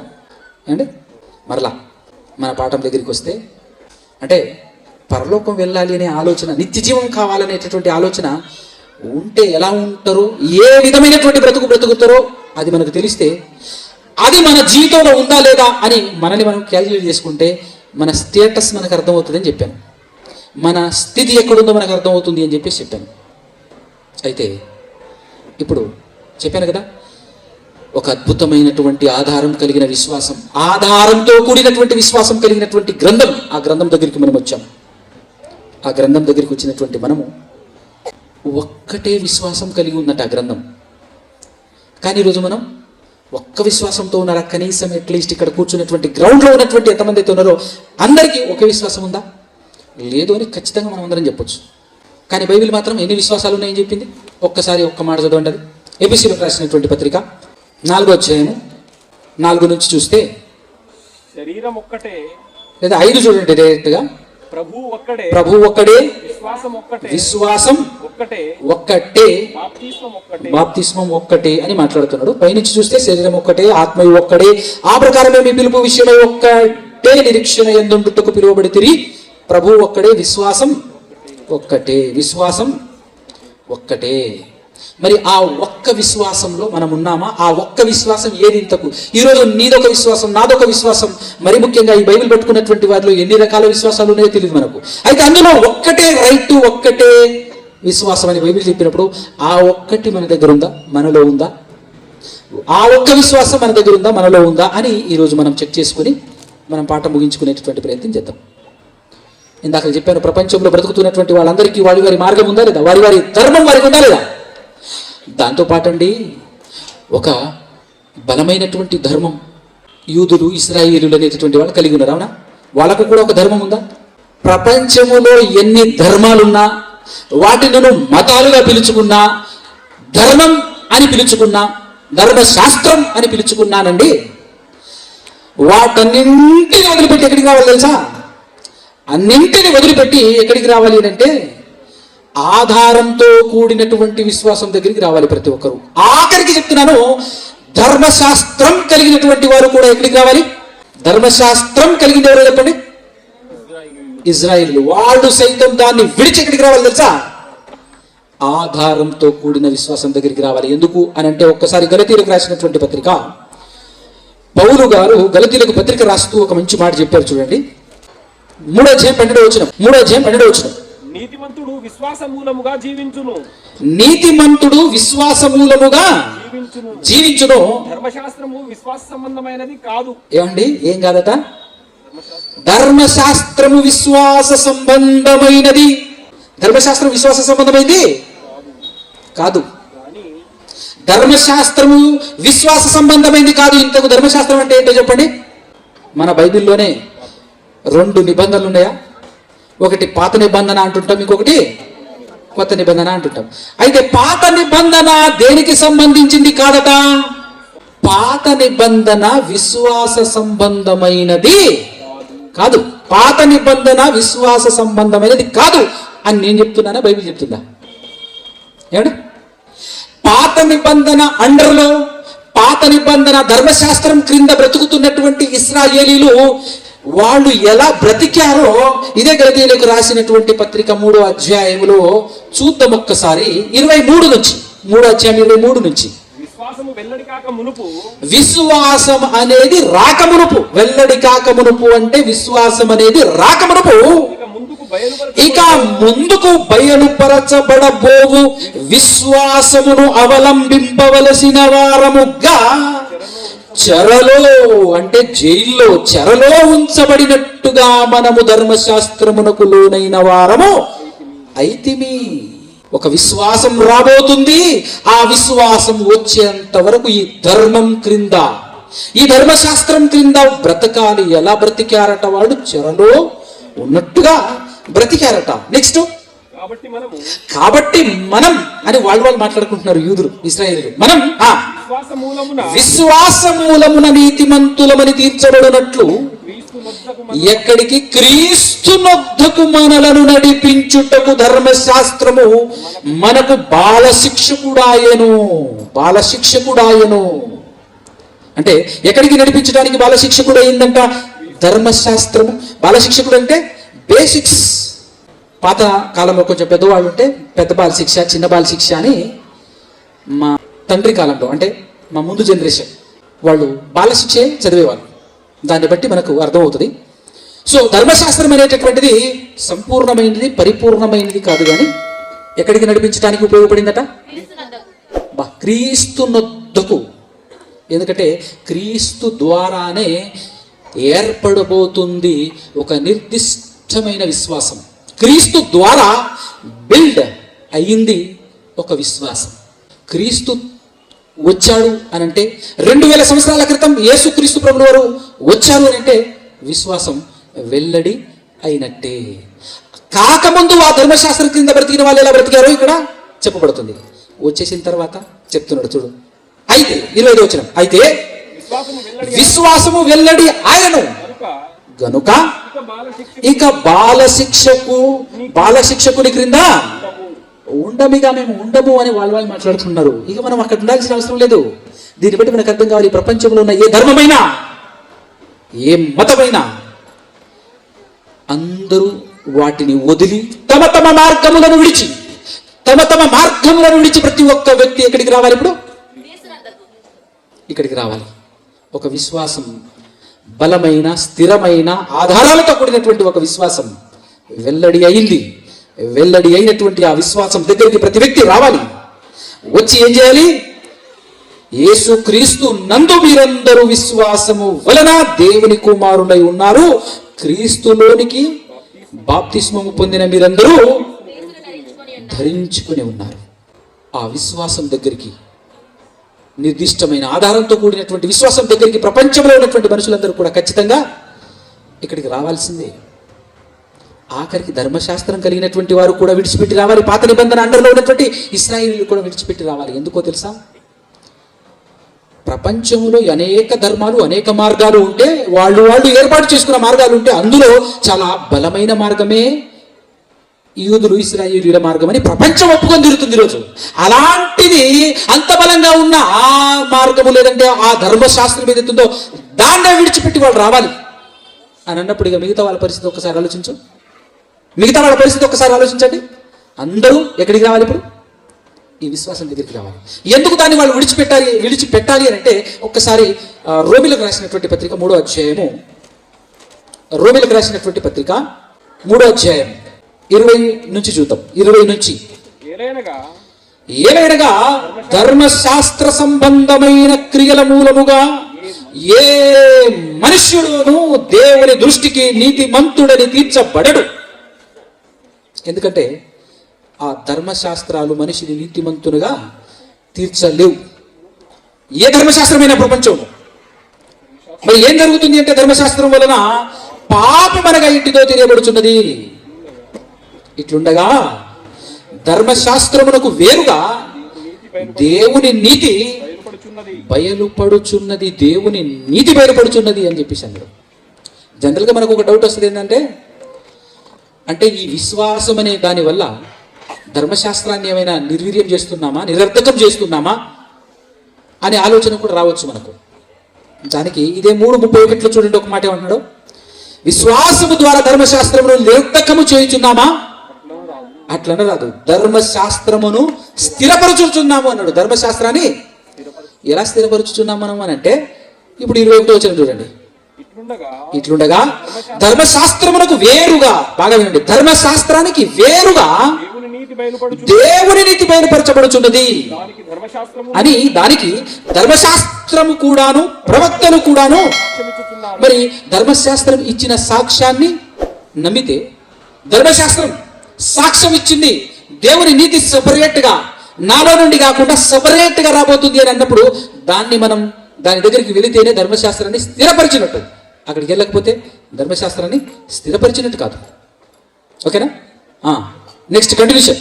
అది యేసుక్రీస్తు నందలి విశ్వాస మూలమైనదై, బాగా వినండి, అది యేసుక్రీస్తు నందలి విశ్వాసమూలమైనది, విశ్వాసమూలమైనదై నమ్మువారందరికీ కలుగు దేవుని నీతి. బాగా వినండి, యేసుక్రీస్తు నందలి విశ్వాసము వలన ఏమొస్తుందట? దేవుని నీతి కలుగుతుందట. యేసుక్రీస్తు నందలి విశ్వాసం వల్ల మనకేం కలుగుతుంది? దేవుని నీతి కలుగుతుంది. అయితే యేసుక్రీస్తు నందలి విశ్వాసం అని మాట్లాడుతూ ఉన్నాడు. అంత మాత్రమే కాకుండా మనం ప్రతి విషయం పైన చూడటం వల్ల మనకు మొదటి శతాబ్దపు క్రైస్తవులకు ఏదైతే ఆ పట్టు ప్రయాస ప్రయత్నం ఏదైతే ఉందో, వాళ్ళకున్నటువంటి ఒక రకమైనటువంటి ఉద్యమం, వాళ్ళకున్నటువంటి ఆ మంట వాళ్ళ గుండెల్లో ఏదైతే ఉందో అది ఈరోజు మనకి ఎందుకు లేదు అని అన్నప్పుడు మనం పైన విషయాలన్నీ పైనే చూస్తాం. కొంచెం లోపలికి వెళితే ఖచ్చితంగా మన హృదయం కూడా మండుతుంది. విశ్వాసమే మండిస్తుంది. విశ్వాసం మండించాలంటే నిర్దిష్టమైనటువంటి ఒక ప్రత్యేకమైనటువంటిది అన్నప్పుడు దీని ప్రత్యేకత ఏంటో, మనం విశ్వాసానికి ఉన్న ఆధారం ఏంటో, పోనీ మీలో ఎవరైనా మనకున్న విశ్వాసానికి ఆధారం చెప్పగలరా? ఏంటో, ఎవరో ఏమైనా చూపించగలరా? చెప్పగలరా? ఉందా? ఆ ఇన్ఫర్మేషన్ మన దగ్గర ఉందా? జనరల్గా యేసు నమ్ముతున్నా, యేసు నమ్ముతున్నాను, దేవుడు నమ్ముతున్నా, యేసు నమ్ముతున్నాను అంతే తప్ప అందులో ఉన్నటువంటి పర్టికులర్ పాయింట్స్ మనకు తెలుసా? తెలిసి ఉంటే రగులుపాటు, రగిలింపు మన హృదయంలో ఉంటుంది ఖచ్చితంగా. అదే విషయం నేను ఇక్కడ వివరించి పాట ముగించే ప్రయత్నం చేస్తాను. చూడండి ఒకసారి. ఏ భేదమును లేదు 23వ వచనం. అందరూ పాపం చేసి దేవుడను గ్రహించు మహిమను పొందలేకపోతున్నారు. కాబట్టి నమ్మువారు ఆయన కృప చేతనే క్రీస్తు యేసు నందలి అనడం వల్ల, క్రీస్తు యేసు నందలి విమోచనము ద్వారా ఉచితముగా నీతిమంతులని తీర్చబడుచున్నారు. తర్వాత 26 చూడండి, మంచి మాట. క్రీస్తు యేసు రక్తము నందలి విశ్వాసం అన్నాడండి. ఎప్పుడైనా ఆలోచించారా? క్రీస్తు నందు విశ్వాసం అంటే మీరేదో సమాధానం చెప్పుకుండొచ్చు కాక, ఇప్పుడు ఇక్కడే ఉన్నాడు క్రీస్తు యేసు రక్తము నందలి విశ్వాసం అంట. ఏమన్నా అర్థమవుతుందా? క్రీస్తు యేసు రక్తము నందలి విశ్వాసము ద్వారా ఆయనను కరుణాధారముగా బయలుపరిచింది దేవుడు. నెక్స్ట్ మాట, దేవుడు ఇప్పటి కాలమందు తన నీతిని కనబరచటం కోసం, నిమిత్తం అంటే కోసం, తాను నీతిమంతుడును యేసునందు విశ్వాసము గల వారిని నీతిమంతునిగా తీర్చువాడునై ఉండుటకు ఆయన అలాగూ చేశాడు. దేవుడు ఆ విధమైనటువంటి సెటప్ చేశాడు. అయితే ఇక్కడ మాట్లాడబడినటువంటి మాట, యేసు క్రీస్తు రక్తమునందలి విశ్వాసం అన్నాడు. రక్తం అంటే ఏంటండి? రక్తం అంటే ఏంటో చెప్తారా? రక్తం అంటే ఏంటండి? రక్తమే, అంతే కదా. రక్తం అంటే ఏంటంటే రక్తమే. పోనీ బ్లడ్, రుధిరము, అంతేనా? ఒకసారి బైబిల్ ఓపెన్ చేసేసి ఆదికాండము 9వ అధ్యాయము 4వ వచనం చదవండి. రక్తం అంటే ఏంటో అర్థమవుతుంది. అయినను మాంసమును దాని రక్తంతో మీరు తినకూడదు. ఏమన్నాడండి? జాగ్రత్తగా చూసారా? అయినను మాంసమును దాని రక్తముతో మీరు తినకూడదు. ఎందుకు తినకూడదు అనంటే ఆ రక్తమే దాని ప్రాణం. ద్వితీయోపదేశకాండం 12:23 చూడండి ఒక మాట. ద్వితీయోపదేశకాండం 12:23. అయితే రక్తమును తినకూడదు. భద్రము సుమి. ఎలా అనగా రక్తము ఏటట? ప్రాణము. రక్తము ఏటట? ప్రాణము. ఇప్పుడు ఇక్కడ చదవండి రోమా పత్రికలో. ఇప్పుడు ఆ మాట ఒక్కసారి చదవండి, మీకు అర్థం కావాలి. 3వ అధ్యాయం 26వ వచనం. ఇప్పుడు ఏమర్థమవుతుంది? ఎందుకంటే జనరల్గా మనం మాట్లాడేటప్పుడు క్రీస్తు యేసు రక్తములో కడగబడ్డం అని మాట్లాడతాం మనం. ఎప్పుడైనా రక్తం టచ్ చేసినటువంటి వాడు ఎవడైనా ఉన్నాడా ఈ ప్రపంచంలో? యేసుక్రీస్తు చనిపోయినప్పుడు చిందించిన రక్తాన్ని ఎవడైనా టచ్ చేశాడా? ఎవరైనా? పాత నిబంధన కాలంలో మోషే గారు నిబంధనలను, ఆజ్ఞలను ఇస్తూ ఉన్నప్పుడు గొర్రెల ఎక్కయు మేకల ఎక్కయు రక్తమును చల్లేవాడు, ప్రోక్షించేటటువంటి వాడు అనమాట. అదే విధానంలో యేసుక్రీస్తు ప్రభువు వారి రక్తం చల్లబడిందా? ఆఖరికి మొదటి శతాబ్దపు కాలంలో ఉన్నటువంటి శిష్యుల మీదనైనా చల్లారా? ఆ శిష్యులైనా టచ్ చేశారా రక్తాన్ని? ఆలోచన చేయండి. మనకు అర్థం కావాలి. బైబిల్ లోతుగా అర్థమైతేనే పరుగులు స్టార్ట్ అవుతుంది, మనలో ఒక జ్వాల రగులుతుంది, మనలో ఒక ఫైటర్ నిలబడతాడు. మనకు ఈ విషయాలు అర్థమైతే. రక్తము అంటే ఏంటో చూసాం కదా ఇప్పుడు. ప్రాణము. రక్తం పోయింది. యేసుక్రీస్తు ప్రభుల వారు రక్తం కార్చాడు అని అంటే ఏమి ఇచ్చాడు? ప్రాణం తీసేశారు కదా. ఆ కాలంలో తను మాట్లాడుతున్నటువంటి మాటల్ని ఓర్వలేక ప్రాణం ఎందుకు చంపారో తెలుసా మీకు? ఎందుకు చంపారు? చాలా ఇంటెన్షన్స్ ఉంటాయి. ఒక ప్రత్యేకమైన ఇంటెన్షన్ ఏంటో తెలుసా? ఈ రోజుకి కూడా చాలా మంది మనుషుల్ని చంపుతారు. ఎందుకు చంపుతారు చెప్పండి? వీడు బాగా తలకాయ నొప్పిగా మారిండు, వీడు బ్రతికుండటం కరెక్ట్ కాదు అని చెప్పేసి రౌడీల్ని పెట్టించి చంపించేస్తుంటారు ఈ లోకంలో కొంతమంది. ఎందుకు చంపావు అని అంటే చాప్టర్ క్లోజ్ అయిపోతుంది కదా, వాడి తలనొప్పి ఉండదుగా, చంపేస్తే పని అయిపోద్ది అని చెప్పేసి చంపేస్తూ ఉంటారు. ఇదే కాన్సెప్ట్తో అబ్బా డైలీ ఊరంతా తిరుగుతూ ఆయన బోధిస్తున్నటువంటి బోధ తట్టుకోలేకపోతున్నాం, అసలు మేము భరించలేకపోతున్నాం. ఏమిరా ఈ మాటలు ఎట్లరా భరించేది అని చెప్పేసి తలకాయ బాదుకొని వాళ్ళకు వచ్చిన ఆలోచన ఏంటంటే ఏం చేద్దాం, మీరు కూడా సేవలు మూసుకుందామా? మన సేవలు మనం ఎట్లా మూసుకుంటావురా, అంతే కదా. పోనీ ఊరని వదిలి ఆయన వెళ్ళిపోతామా అంటే మన ఊరు మన దేశం, అందులోనూ మనకున్నటువంటి పలుకుబడి మనకున్నటువంటి స్టేటస్ గొప్పది, మనం బాగుండేది. ఏం చేద్దాం? ఆయన మాట్లాడకూడదు అంతే. ఏం చేయాలి? మాట్లాడకు అని అంటే వింటాడా? యేసు ప్రభు వింటాడా? నువ్వు ఏ మాట మాట్లాడకపోయి ఇంట్లో కూర్చో అని చెప్పేసి అంటే యేసు ప్రభు వింటాడా? ఇప్పుడు ఏం చేయాలి? వాళ్లకు ఒకే ఒక ఆప్షన్. ఏంటి ఆప్షన్? చంపేయాలి. చంపేసి ఏమవుతుంది? ఇంకా క్లోజ్, పీడ ఇరగడవుతుంది, చాప్టర్ క్లోజ్ అవుతుంది అనే కదా వాళ్ళు చంపింది. చంపినా సావుడు మరలా తిరిగి లేస్తాడు అనే నమ్మకం గట్టిగా ఉందనుకోవడం చంపుతాడా?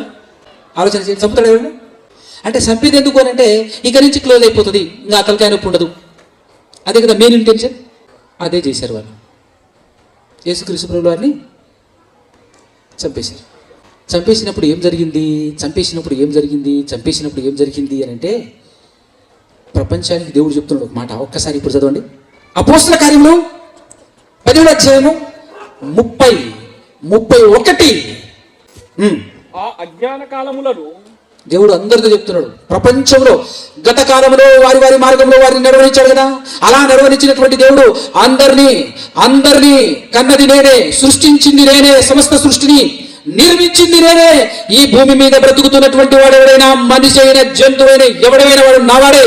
కాబట్టి అందరికీ నేనొక ఆజ్ఞ పాస్ చేస్తున్నాను చూడండి అని చెప్పేసి ఇదిగో ఆ అజ్ఞాన కాలములలో దేవుడు నేను చూసి చూడటం వదిలేసినప్పుడు ఇప్పుడైతే అలా వదిలిపెట్టే సమస్యే లేదు. ఇప్పుడు వదిలిపెట్టను. ఏం చేయాలి? ఇప్పుడు అంతటను అందరూ, ఇక్కడ భేదమేమి లేదు, అంతటా అందరూ పక్కా ఇది నా ఆజ్ఞ, మారు మనసు పొందవలెనని మనుష్యులకు ఆజ్ఞాపించుచున్నాడు. ఎవరు? దేవుడు మనుషులందరికీ ఆజ్ఞాపించుచున్నాడట. ఎందుకో చెప్పాడు. ఎందుకనగా తాను నియమించిన మనుష్యుని చేత. ఇక్కడ ఈ మనిషి ఎవరు చెప్పండి? ఎవడు గట్టిగా చెప్పాలి తెలిసిన వాళ్ళు? యేసుక్రీస్తే కదా. దేవుడు జగత్పునాది వేయబడక మునుపే నియమించాడు యేసుక్రీస్తుని. జగత్తు పునాది వేయబడక మునుపే నియమింపబడిన మనిషి, నేను నియమించిన మనిషి చేత నీతిని అనుసరించి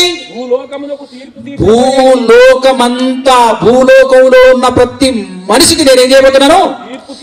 తీర్పు తీర్చబోయేది ఒక దినం నిర్ణయించి ఉన్నాడు. అంటే దేవుడు పౌలు గారి ద్వారా చెప్తున్నాడు, నేను ఒక దినాన్ని నియమించాను. అందరూ లెక్కలుతా. ఒక్కసారి ఆలోచన చేయండి. దేవుడికి ఏ రోజైనా కిరాయి రెంట్ కట్టామా మనం? భూమికి కానీ, తింటున్న దానికి కానీ, తాగుతున్న దానికి కానీ, అస్సలు తాగటం తినటం అప్పుడప్పుడు చేస్తామేమో కానీ గ్యాప్ లేకుండా చేసేది ఏంటో తెలుసా? గాలి పీల్చటం. వింతేంటంటే పడుకున్నా వదిలిపెట్టాం మనం. మామూలు గుంజం, అసలు ఆ సౌండే వేరు, అవునా కదా? పడుకున్నా వదిలిపెట్టాము. ఏనాడైనా ఇచ్చావా? రెంట్ కట్టావా? ఫ్రీ. వీటితో పాటుగా పైన ఆకాశం, కింద భూమి పండిస్తుంది.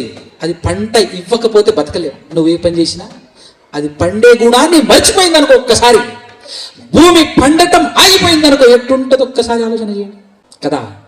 పోనీ వర్షించటం అంటే వర్షాన్ని ఇవ్వటం అనేది కూడా ఆకాశం మర్చిపోయింది అనుకో ఎట్టుంటది. ఈ రెండిట్లో ఏది పని చేయకపోయినా మన బతుకు నిలిచిపోద్ది. అలాంటప్పుడు ఎప్పుడైనా శిస్తు కట్టామా, ఎప్పుడైనా రెంట్ ఇచ్చామా దేవునికి? ఇంత ఇస్తున్నాడు కదా, ఏమీ లే. గర్భములో రూపాన్ని నిర్మిస్తున్నది దేవుడు. నిర్మించటం కంప్లీట్ అయిపోయిన తర్వాత కోసి తీయటానికి డాక్టర్ వస్తే వాడికి ఇవ్వాలి 20,000. మరి నిర్మించడానికి ఏమి ఇచ్చినావు? రూపాయి లేదు. ఏమి ఇచ్చినావా? ఏమి లే. లెక్క అడగడా? అడుగుతాడా? అడగడా? ఉందా సమాధానం మన దగ్గర? ఆన్సర్ ఉందా? అడిగే ఒక దినం, అడుగుతా విమర్శ చేసే దినం ఒకటి ఉంది. కాబట్టి ఎవడు తప్పించుకోవటానికి లేదు. ప్రతి ఒక్కరు కూడా రావాలి. వచ్చినాంలే 4 రోజులు బతికి వస్తాం, నీకు ఎక్కడ దొరుకుతాం మేము అని అనుకుంటున్నారా?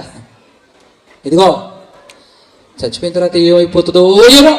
అసలు ఏం జరుగుతుంది? అది చచ్చిపోయిన తర్వాత గాలిలో కలిసిపోద్ది ప్రాణం.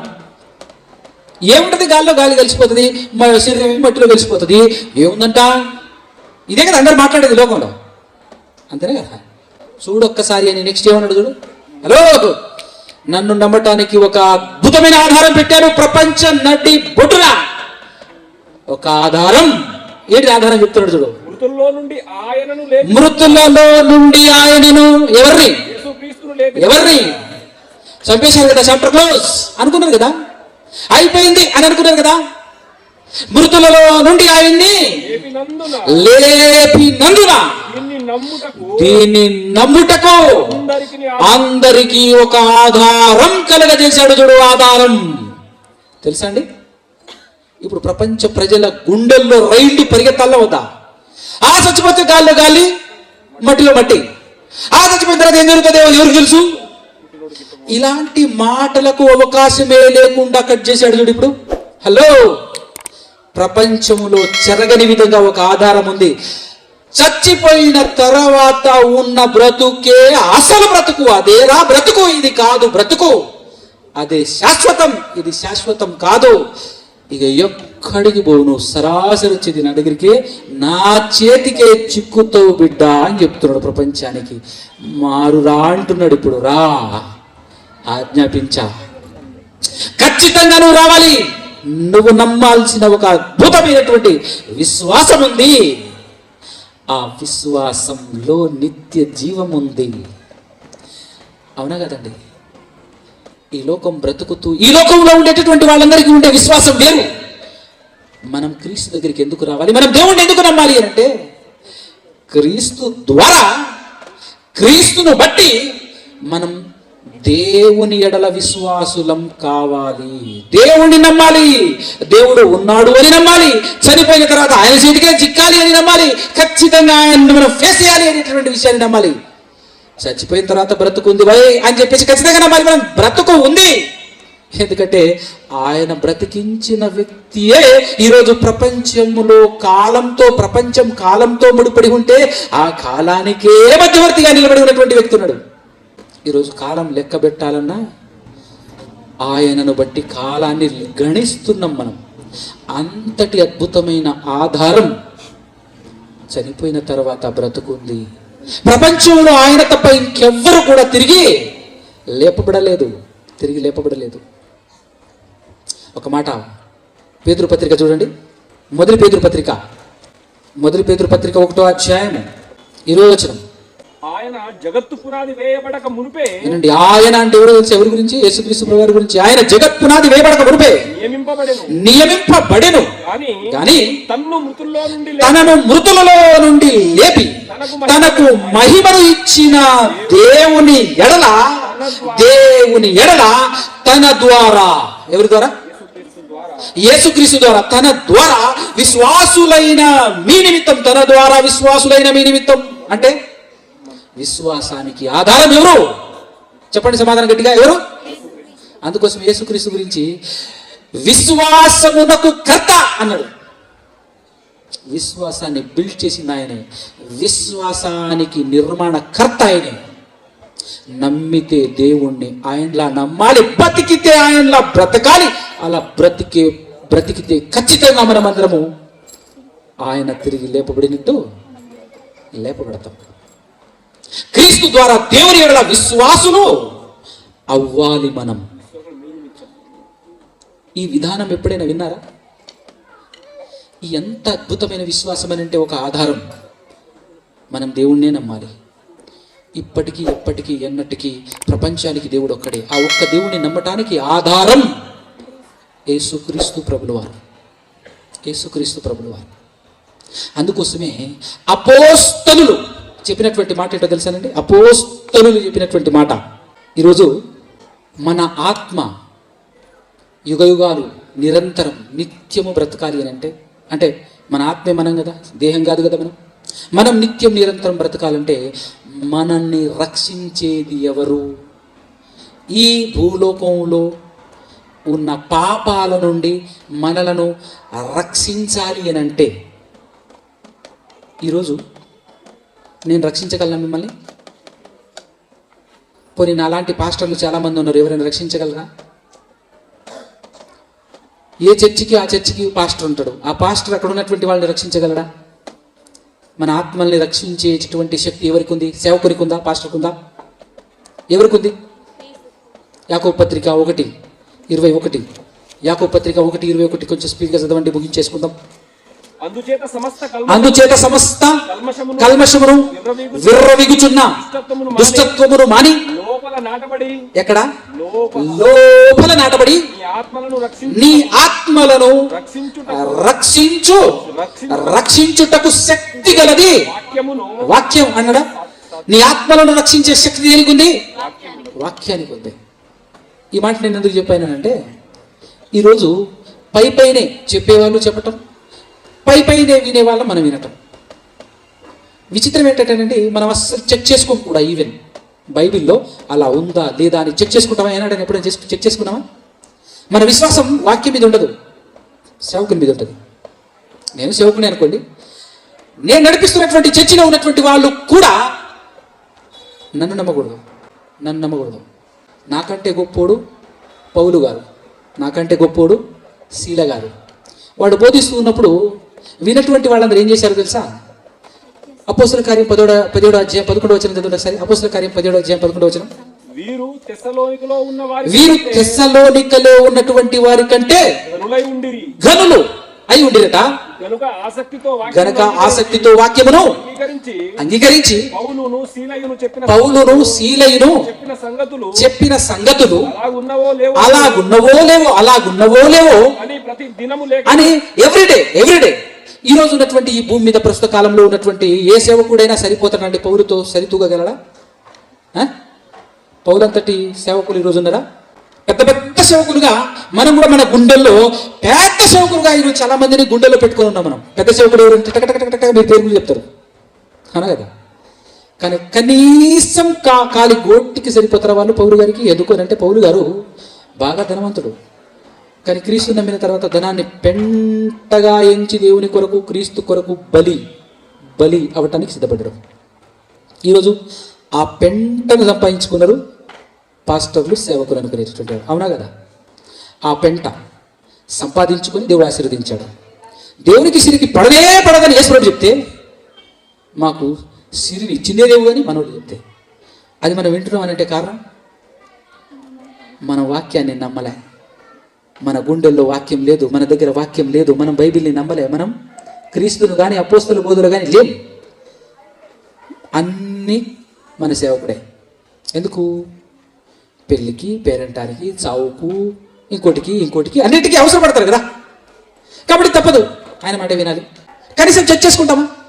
అది లేదు, అనే కదా.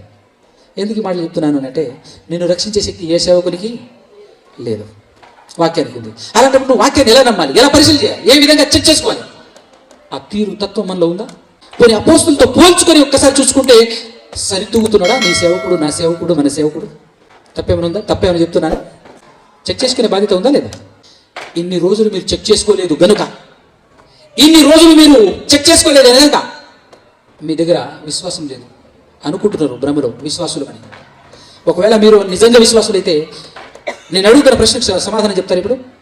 మీరు నిజంగా విశ్వాసులు అయితే మీ విశ్వాసం ఏంటో నాకు చెప్తారా? మీ విశ్వాసం ఏంటో చెప్తారా నాకు? నేను విశ్వాసం అనగా ఏంటి అని అడగట్లే, నిర్వచనం అడగట్లే. నీ విశ్వాసం ఏంటో చెప్పు అని అడుగుతున్నాను. చెప్పగలరా? మనకు సమయం లేదు కాబట్టి ఎక్కువ టైం వేస్ట్ నేను చేయను. మిమ్మల్ని మీరు చెక్ చేసుకోండి. చెప్పగలరా? గట్టిగా చెప్పండి అన్నమాట. అందరికి వినబడుతుందండి? ఆత్మరక్షణ క్రీస్తు. అదేనా నీ విశ్వాసం? ఓకేనా? చనిపోయినా ఇంతవరకు 100 సంవత్సరాలు నా జీవితం, కానీ నాకంటూ ఉన్న జీవితానికి రక్షణ క్రీస్తు. ఆయనే మార్గము, ఆయనే సత్యము, ఆయనే జీవము. ఇప్పుడు నేను బైబిల్ చూపిస్తాను. మీరందరూ ఈవెందో ఆ అక్కగారు కూడా చెక్ చేసుకోవాలి. బైబిల్ తెరవండి, ఒక్కసారి బైబిల్ తెరవండి. ఇప్పటివరకు మనం చూసినటువంటి పాఠంలో దేవుని నీతి విశ్వాసం వల్ల కలుగుతుంది. దేవుని నీతి ఎలా కలుగుతుంది? ఇప్పుడు రోమిలకు రాసినటువంటి పత్రిక, మనమందరం అపోస్తలుల బోధలో ఉండాలి కదా. రోమిలకు రాసినటువంటి పత్రిక 10వ అధ్యాయం 8వ వచనం ఒకసారి చదవండి. 8వ వచనం. అది ఏమని చెప్పుచున్నది అని మాట్లాడాడు. అది అంటే ఏంటి? అది అంటే ఏంటో మనకు తెలియాలంటే పైకి వెళ్దాం కొంచెం, 6 దగ్గరికి. ఎక్కడికి? 6వ వచనం దగ్గరికి వెళ్దాం. అయితే విశ్వాస మూలమగు నీతి ఇలాగ చెప్పుచున్నది. అంటే మాట్లాడుతుంది ఎవరు ఇప్పుడు? విశ్వాస మూలమగు నీతి అంటే విశ్వాసం వల్ల కలుగుతుంది దేవుని నీతి అన్నాం కదా. ఆ దేవుని నీతి మాట్లాడుతుంది. దేవుని నీతి చెప్పే విషయం ఏంటి అంటే, తర్వాత ఎవడు పరలోకమునకి ఎక్కిపోవును. ఎందుకు పరలోకానికి ఎక్కిపోవాలి అంటే, అనగా క్రీస్తుని క్రిందికి తెచ్చుటకు. లేక ఎవడు అగాధంలోనికి దిగిపోవును. అగాధంలో అంటే పాతాళం. అగాధంలోనికి ఎవరు దిగిపోవును అంటే అగాధం అక్కడికి ఎందుకు వెళ్ళాలి అని అంటే, అనగా క్రీస్తును మృతులలో నుండి పైకి తెచ్చుటకు అని నీవు నీ హృదయంలో సందేహపడకు, అనుకోకు. ఇంతకు మీకు ఎవరికైనా క్లారిటీ ఉందా? పరలోకంలో నుంచి యేసుక్రీస్తుని ఈ లోకానికి పంపించింది ఎవరు? యేసుక్రీస్తుని చంపేస్తే ఆయన పాతాళానికి వెళ్ళిపోయారు. పాతాళంలో నుంచి మళ్ళా బయటికి తెచ్చింది ఎవరు తెలుసా అని మీలో మీరు అనుకోకండి అని చెబుతూ అదేమని చెప్పుచున్నది. ఏది అది? విశ్వాస సంబంధముగు నీతి, విశ్వాస మూలముగు నీతి. అది ఏమని చెప్తున్నది? ఒకసారి 8వ వచనం మళ్ళా. వాక్యముని యొద్దను నీ నోటను నీ హృదయములోను ఉన్నది అని రోమాలో ఉన్నటువంటి వారితో పౌలు గారు మాట్లాడుతున్నారు. మేము ప్రకటించాం కాబట్టి వాక్యము ఎక్కడెక్కడ ఉంది? నీ నోటను నీ యొద్దను నీ హృదయంలోను ఉన్నది. అది మేము అంటే ఎవరు? అపోస్తలులందరూ మేము ప్రకటించు. అంటే విశ్వాస వాక్యం ఎక్కడెక్కడ ఉండాలట? అదే నేను అడిగేది. విశ్వాస వాక్యం. విశ్వాసాలు ఎన్ని? ఆ విశ్వాసం ఎక్కడుండాలి? నీ నోట ఉండాలి, నీ హృదయంలో ఉండాలి, నీ దగ్గర ఉండాలి. ఉందా? మేము ప్రకటించే విశ్వాస వాక్యం నీ దగ్గర ఉందా? అపోస్తులు మాట్లాడుతున్నారు. మన అపోస్తుల బోధలో ఉండాలి. మేము ప్రకటించిన విశ్వాస వాక్యం నీ గుండెల్లో ఉందా అని అడుగుతున్నారు వాళ్ళు. ఇప్పుడు చదువు. అదేమనగా ఆ విశ్వాస వాక్యం. ఆ విశ్వాస వాక్యం ఏంటంటే, యేసు ప్రభువని నీ నోటితో ఒప్పుకొని, యేసును ప్రభువు అని నీ నోటితో ఒప్పుకొని, దేవుడు మృతుల్లో నుండి ఆయనను లేపెనని. ఎవరిని లేపాడని? దేవుడు క్రీస్తును మృతులలో నుండి లేపాడు అని నీ హృదయమందు విశ్వసించిన ఎడల అన్నాడు. ఎడల అంటే అలా విశ్వసించితేనే అని దాని అర్థం. అలా విశ్వసించిన ఎడల నీకు ఏమొస్తుంది? రక్షణ వస్తుంది. నిన్ను రక్షించే విశ్వాసం, నీకు నిత్య జీవం ఇచ్చే విశ్వాసం, అపోస్తలులు ప్రకటించిన విశ్వాసం, ఒకే ఒక్క విశ్వాసం, నీ గుండెల్లో ఉండాల్సిన విశ్వాసం, నీ ఆత్మను రక్షించే విశ్వాసం. ఇందులో ఏముందో తెలుసా? విశ్వాసం ఒకటే, కానీ ఇద్దరు కనబడుతున్నారు, బయలుపడుతున్నారు. ఎవరెవరు ఇద్దరు? తండ్రి కనబడుతున్నాడు, కుమారుడు కనబడుతున్నాడు. ఒకటే విశ్వాసం. క్రీస్తును దేవుడు మృతులలో నుండి ఆయనను లేపెను అనే పాయింట్ ఆధారంతో కూడినది. ఎందుకు నమ్మాలి మనం దేవుణ్ణి? ఎందుకు రావాలి దేవుని దగ్గరికి? బతుకు తెరువు కోసమా? కూడు కోసమా? పిల్లల కోసమా? రోగాల కోసమా? మనకు తెలియట్లేదు అసలు కారణం ఏంటి అనేది. దేవుని దగ్గరికి ఎందుకు రావాలి అంటే మనకు దేవుడే చూపించాడు ఒక అద్భుతమైన ఆధారం. ఎంత ప్రశాంతంగా బ్రతికినా, ఎంత తిండి తిన్నా, ఏ రోగం రాకుండా చూసుకున్నప్పటికీ కూడా ప్రతి ఒక్కరు చనిపోయి మాయమైపోతున్నాడు. కానీ చనిపోయిన తర్వాత మరొక బ్రతుకుందని రుజువుపరిచినటువంటి ఏకైక విశ్వాసం, యేసుక్రీస్తును మనుషులు చంపేస్తే చచ్చిపోయిన తర్వాత 3వ దినాన ఆయన్ని దేవుడు లేపాడు అనే మ్యాటర్లో కనబడుతున్నటువంటి విషయం ఏంటో తెలుసా? చచ్చిపోయిన తర్వాత బ్రతుకుంది, చనిపోయిన తర్వాత బ్రతుకు ఉంది అనే భయం కలగాలి. ఇది కాదు శాశ్వతమైన జీవితం. అసలు జీవితం ఆరంభం అవబోతుంది ఫ్యూచర్లో. ఆ జీవితం కొరకు ఇక్కడ నేను కష్టపడాలి. దేవుడు మనకిచ్చిన ఈ చిన్ని జీవితం పొట్ట కోసమో బట్ట కోసమో కాదు, మన పిల్లల కోసమో. ఈరోజు నలుగురి మధ్య నేను హుందాగా బ్రతకాలి, నలుగురిలో తలెత్తుకొని తిరగాలి, నలుగురిలో నేను గ్రేట్గా ఉండాలి, దానికోసం కాదు. దేవుడు నీకు ఇచ్చింది, జీవితం ఇచ్చింది, అవకాశం ఇచ్చింది, దానికోసం కాదు. దేనికోసమో తెలుసా? నువ్వు పునాదులు వేసుకోవాలి. ఆఫ్టర్ డెత్, ఈ లోకాన్ని విడిచిపెట్టిన తర్వాత నీకున్న జీవితమే అసలు సిసలైన జీవితం, అదే శాశ్వత జీవితం. ఆ జీవితాన్ని కట్టుకోవటానికి, ఆ జీవితాన్ని నువ్వు బిల్డ్ చేసుకోవటానికి, ఆ జీవితాన్ని నువ్వు నిర్మించుకోవటానికి దేవుడు ఇచ్చినటువంటి అవకాశం ఈ బ్రతుకైతే ఈరోజు ఎలా బ్రతుకుతున్నాం మనం? ఈరోజు ఇలా బ్రతకడానికి గల కారణం ఏంటో తెలుసా? ఈ విశ్వాసం లేకపోవడమే. ఈరోజు ఇలా బ్రతకడానికి కారణం ఏంటో తెలుసా? ఈ విశ్వాసం మన గుండెల్లో లేకపోవటం ఒకే ఒక రీజన్. ఇది గుండెల్లో ఉంటే నెక్స్ట్ స్టెప్ ఏముంటుందో తెలుసా? ఒక్కసారి 1 కొరింథీ పత్రిక 6:14 చదవండి. 1 కొరింథీ పత్రిక 6:14. దేవుడు ప్రభువును లేపెను. దేవుడు ప్రభువును లేపెను. ఎవరిని లేపారు? యేసు ప్రభువు. దేవుడు ప్రభువును లేపెను. మనలను కూడా తన శక్తి వలన లేపును. మనలను కూడా తన శక్తి వలన లేపును. లేపుతాడండి. ఆయన లేపుతాడా? మనల్ని కూడా లేపుతాడా? ఏమిటి, మనల్ని కూడా లేపుతాడా? ఉందా? ఆ దమ్ముందా మీకు? ఆ ధైర్యం ఉందా? ఈరోజు యేసు ప్రభువును లేపిన దేవుడు నన్ను కూడా లేపుతాడు అనేటటువంటి నిరీక్షణ ఉందా? గట్టిగా మాట్లాడితే ఈ విశ్వాసంలో ఉన్నటువంటి మ్యాటర్ మాట్లాడాలి. ఇంకా ఈ విశ్వాసంలో ఉన్నటువంటి లోతు, ఈ విశ్వాసంలో ఉన్న డెప్త్ నేను చెప్పాలంటే నాకు ఇంకొక రోజు కావాలి, అంటే ఇంకో గంటన్నర కావాలి. నెక్స్ట్ అంటుంది. జస్ట్ నేను ఇప్పుడు ఈ విశ్వాసం దగ్గరికి తీసుకొచ్చానంతే, ఇది విశ్వాసం చూపించానంతే. ఇక ఇక్కడి నుంచి లోతుల్లోనికి ఇంకా లోపలికి వెళ్తే ఉంటుంది, అది ఇంకో లెవెల్. కానీ ఇక్కడ మీకు ఫైనల్గా చెప్పి నేను పాఠం ముగించేస్తాను. ఏమనుంది? దేవుడు ప్రభువును లేపెను. దేవుడు ప్రభువును లేపెను. మనలను కూడా తన శక్తి వలన లేపును.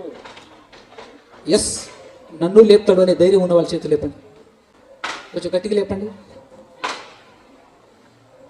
నిజంగా దమ్ముందా, ధైర్యం ఉందా? ఒక ఎగ్జాంపుల్ చెప్పిన తర్వాత మళ్ళీ చేతులు ఎత్తుతూ చూద్దాం. ఇది అర్థం కావడం కోసం ఒక ఎగ్జాంపుల్ ఏంటంటే, పక్కింటి ఒక వ్యక్తి లేదా మన ఊర్లో ఉన్నటువంటి ఒక వ్యక్తికి కలెక్టర్ జాబ్ వచ్చింది. ఆయనకు వచ్చింది కాబట్టి నాకు కూడా వస్తుంది అనాలంటే ఏముండాలి? ఆయనకు వచ్చింది కాబట్టి నాకు కూడా వస్తుంది అనాలంటే ఏముండాలి? నువ్వు 10th పాస్ అయ్యి ఫెయిల్ అయ్యి లేదా ఇంటర్ ఫెయిల్ అయ్యి ఆయనకు వచ్చినప్పుడు నాకు కూడా ఎందుకు రాదు అని అంటే సెట్ అవుతుందా? యేసుని దేవుడు లేపాడు, నన్ను కూడా లేపుతాడు అని అంటే అర్థం కావడం కోసం ఎగ్జాంపుల్ అన్నమాట. ఆయన డిగ్రీ కంప్లీట్ అయిపోయిన తర్వాత కోచింగ్ తీసుకొని ఆ ఎగ్జామ్స్ ఐఏఎస్ లేదా ఐపీఎస్ కోసం రాసినటువంటి ఎగ్జామ్స్ అన్నీ పాస్ అయ్యి ఆయనకి ఎన్ని మార్కులు అయితే వచ్చాయో అన్ని మార్కులు నీకు వచ్చి అవన్నీ నువ్వు చేసి ఉంటే అప్పుడు చెప్పాలి మాట. ఎప్పుడు చెప్పాలి? అంతేనే కదా? కరెక్టేనే కదా?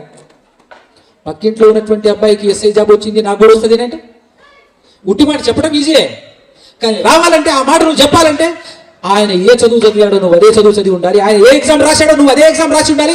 ఆయనకు ఆ ఎగ్జామ్లో ఎన్ని మార్కులు వచ్చాయో అన్ని మార్కులు నీకు కూడా వచ్చి ఉంటేనే ఆయనకు వచ్చినప్పుడు నాకు ఎందుకు రాదు బ్రదర్ అని ధీమాగా మాట్లాడొచ్చు. ఇప్పుడు యేసుక్రీస్తును దేవుడు లేపాడు, ప్రభువును దేవుడు లేపాడు, నన్ను కూడా లేపుతాడు అనే దమ్ము నీకు ఉండాలంటే, లేపుతాడు అని నువ్వు అనాలంటే ఇప్పుడు అనగలవా? నువ్వేం చేసి ఉండాలి? ఎలా ఉండాలి? ఉట్టిగానే అనేస్తే అయిపోతుందా? యేసుక్రీస్తు ప్రభులు వారు తను శరీరధారిగా ఉన్న దినములలో ఏం చేశాడు? మహారోదనముతోనూ కన్నీళ్లతోనూ తనను మరణము నుండి రక్షించగలిగే దేవునికి ప్రార్థనలను యాచనలను సమర్పించి భయము భక్తి కలిగి ఉన్నందున, ఇవేం జోక్గా రాయబడిన మాట కాదు, అది ఏదో రాయాలి కాబట్టి రాయబడిన మాట కాదు, అది నిజం కాబట్టి రాశాడు. ఒకవేళ అవన్నీ లేకపోయి ఉంటే యేసుక్రీస్తు ప్రభువు వారిలో ఒక్కసారి ఆలోచన చేయండి. రక్షణ వచ్చేదా? యేసు ప్రభువును దేవుడు లేపేవాడా? మన ఆలోచనలు వేరే లెవెల్లో ఉండలేండి, అది వేరే. కానీ ఈ మాట నిజమని మీరు నమ్మితే ఒక్కసారి ఆలోచించండి, అవునా కదా? మరి ఆయన ఆ రేంజ్లో బ్రతికితే అంగీకరించబడ్డాడట. అలా బ్రతికినందుకు గాను దేవుడు ఆయన్ని అంగీకరించాడట. వాట్ అబౌట్ యూ అండ్ మీ? మన గురించి ఏంటి? మనం ఎలా బ్రతుకుతున్నాం? పుట్టినా ఆయన లేపిన దేవుడు నన్ను కూడా లేపుతాడు అయినట్టే. యేసు ప్రభు తన మాటలు కూడా చాలాసార్లు చెప్పాడు, ప్రభువా ప్రభువా ప్రభువా ప్రభువా అన్నంత మాత్రానికి నీకు పరలోక రాజ్యంలో చేరడు నాయన, కానీ పరలోకమందున్న నా తండ్రి చిత్తమును ఇక్కడ నెరవేర్చగలిగేవాడే ఏం చేస్తాడు? చేరుతాడు. ఎక్కడున్నాం మనం? చెప్పగలరా? ఇప్పుడు లేపగలరా? చేతులు లేపగలరా? నమ్మితే చాలండి, ఇచ్చేస్తాడు పరలోకం అనే బోధ కూడా నడుస్తూనే ఉంది. అలాని దేవుడు ఎక్కడైనా చెప్పాడా అని అంటే చెక్ చేసుకునే మనసు మనకు లేదు. ఇదేదో ప్రశాంతంగా ఉంది, బాగుంది అని అనుకుని వెళ్ళిపోతుంటాం. మన మనసుకు నచ్చాలే కానీ ఏం చెప్తుంది ఆయన? బైబిల్లో ఉందా లేదా అని చెక్ చేసుకుంటే అమ్మా, లేకపోతే బల్ల అమ్మో అది తట్టుకోలేను, చెక్ చేసుకోకపోవడం బెటర్, చూసుకోకపోవడమే బెటర్. మనకు హాయిగా ఉంటుంది. చచ్చిన తర్వాత వేరే సంగతి, అప్పటిదప్పుడు చూసుకుందాం అనే టైం అని చెక్ చేసుకోవాలని అవుతా. చెప్పగలమా? ఇప్పుడు చేతులు ఎత్తగలమా? అందుకోసం జస్ట్ ఎందుకు అపోస్తలులు ఆత్మపూర్ణులైనటువంటి వారు మేము ప్రకటించే విశ్వాస వాక్యము మీ గుండెల్లో ఉండాలి, మీ నోట ఉండాలి. ఉట్టిని అన్నారు. ఎందుకన్నారు వాళ్ళు? ఏమి నమ్మినా పర్లేదండి, ఎట్లైనా నమ్మొచ్చండి అని అనుకుంటే అంత నిర్దిష్టంగా అంత ప్రత్యేకంగా వాళ్ళు చెప్పాల్సిన అవసరం ఉంది. దాంతోపాటు వాళ్ళ బోధలోనే ఉండాలి మీరు అని పరిశుద్ధాత్ముడు తెలియచేయటం. అపోస్తలుల బోధ ఏంది ఉండాలి. ఒకవేళ అపోస్తలుల బోధ ప్రకారంగా ఎవరైనా నడవకపోతే ఆయన వదిలి పక్కకి వెళ్ళు, అన్ని పరీక్షించు, మేలైనది చెప్పట్టు అని అంటే అన్ని పరీక్షించాలి మనం.